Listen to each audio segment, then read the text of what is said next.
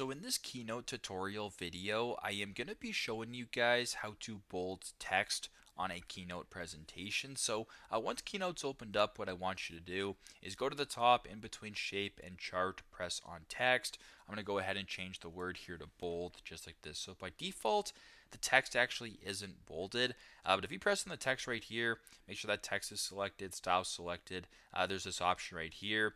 This, of course, is make the text bold. It's pretty straightforward. Just press on that. And then all of a sudden, as you can tell, the font is bolded. So if I wanted to make this a little bit larger so it's easier for you guys to see, this is bolded text. This is not. Bolded text. This is not.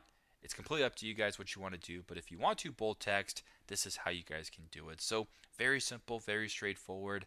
This is how to bold text on a Keynote presentation. Thanks again for watching, and I hope this video helps.